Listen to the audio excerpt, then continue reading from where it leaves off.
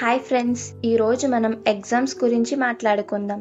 Exams అని చెప్పగానే కొంతమందికి భయం, కొంతమందికి ఒత్తిడి, మరి కొంతమందికి అవి జీవితాన్ని మార్చే అవకాశం కనిపిస్తాయి. మరి మీరు ఏ టైప్కి చెందుతారు? ఎగ్జామ్స్ అంటే భయపడి ఆగిపోవాలా, లేక వాటిని ఛాలెంజ్గా తీసుకుని సక్సెస్ సాధించాలా? ఈ ప్రశ్నకు సమాధానం మనందరికీ స్ఫూర్తి అయిన అబ్దుల్ కలాం గారి మాటల్లో ఉంది. స్వప్నం అనేది మనం నిద్రలో చూసేది కాదు, అది మిమ్మల్ని నిద్ర లేకుండా చేసే కల కావాలి అని కలాం గారు అన్నారు. పరీక్షలు కూడా అలాంటివే.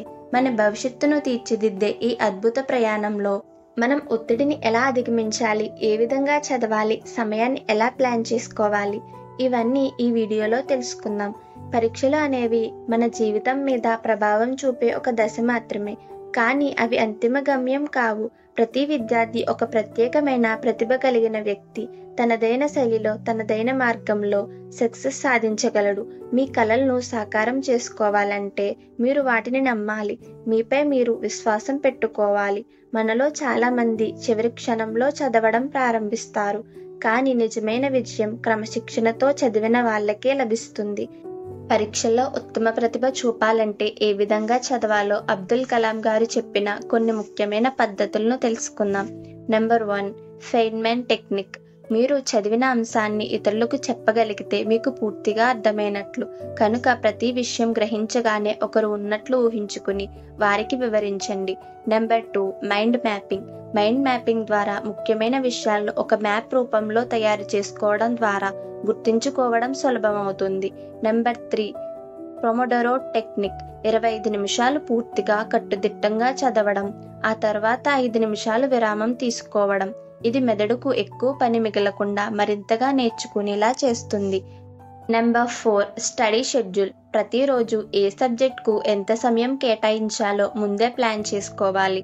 అసలు అవసరం లేని విషయాలకు సమయాన్ని వృధా చేయకుండా పరీక్షల కోసం సమర్థంగా ఉపయోగించుకోవాలి. Number 5, time management. ప్రాధాన్యత కలిగిన విషయాలను ముందుగా చదవాలి. క్లిష్టమైన విషయాలను చిన్న చిన్నగా పార్ట్స్గా డివైడ్ చేసి చదవాలి. Number 6, avoid distractions. Social media, mobile games, TV లాంటి సమయాన్ని వృధా చేసే విషయాలను నియంత్రించుకోవాలి. అలాగే మాక్ టెస్ట్స్ రాయండి. పరీక్షల ముందు ప్రాక్టీస్ టెస్ట్లు రాయడం వల్ల పరీక్షల భయం తగ్గుతుంది. సెల్ఫ్ అసెస్మెంట్ చేసుకోండి. మీరు ఏ అంశాల్లో బలంగా ఉన్నారు, వీటిలో మెరుగుదల అవసరమో గుర్తించండి. రివిజన్ కోసం ఫిక్స్డ్ టైం పెట్టుకోండి. పరీక్షల ముందు మొత్తం సిలబస్ రివైజ్ చేయడం చాలా ముఖ్యం. పరీక్షల ఒత్తిడిని తగ్గించుకోవడానికి మానసిక ప్రశాంతత చాలా అవసరం. ఒత్తిడిని తగ్గించుకోవడానికి ఏం చేయాలి? మన మనస్సు ప్రశాంతంగా ఉంటేనే మన మెదడు చక్కగా పనిచేస్తుంది.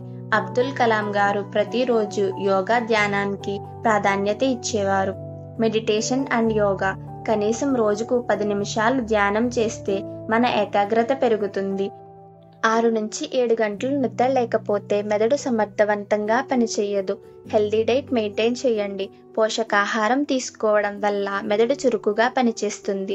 పరీక్షల్లో తక్కువ మార్కులు వస్తే లేదా మీరు అనుకున్నట్లు జరగకపోతే మానసికంగా కుంగిపోవద్దు. విఫలత అనేది విజయానికి మెట్టుపడుగు. మీరు నమ్మనంత వరకే మీకు సాధ్యపడుతుంది. మీ కలలు నిద్రలో చూడాల్సినవి కావు, అవి మిమ్మల్ని నిద్ర లేకుండా చేసేలా ఉండాలి. అబ్దుల్ కలాం గారు కూడా చిన్నతనంలో ఎన్నో విఫలతలను ఎదుర్కొన్నారు, కానీ ఆయన కృషి చేయడం ఆపలేదు. అదే విధంగా మనం కూడా చేయాలి. ఏ తప్పు చేసినా దాన్ని తెలుసుకుని సరిచేసుకోవడం నిజమైన విజయం. ఫ్రెండ్స్, పరీక్షలు మన భవిష్యత్తును నిర్ణయించే మార్గం ఒక్కటే కాదు, కానీ మన కష్టపడే తత్వాన్ని, మన పట్టుదలను పరీక్షించే అద్భుతమైన అవకాశం. మీరు ఎంత కష్టపడ్డారో అంత ఫలితం మీకు లభిస్తుంది. కృషి, ఆత్మవిశ్వాసం మరియు పట్టుదలతో మీరు అగ్రస్థానంలో నిలవగలుగుతారు. జీవితంలో నిజమైన సక్సెస్ మార్కులతో కాక మనం ఎంత నేర్చుకున్నామో దానితో అర్థమవుతుంది. ఇప్పటికైనా సిద్ధంగా ఉండండి, ఎందుకంటే మీరు కలలు కన్న దాన్ని మీ శ్రమ తప్పక నెరవేరుస్తుంది. మీకు ఈ వీడియో యూస్ఫుల్గా అనిపిస్తే లైక్ చేయండి, మీ ఫ్రెండ్స్కి షేర్ చేయండి. ఎగ్జామ్స్కి మీరు ఎలా ప్రిపేర్ అవుతారో కమెంట్ చేయండి.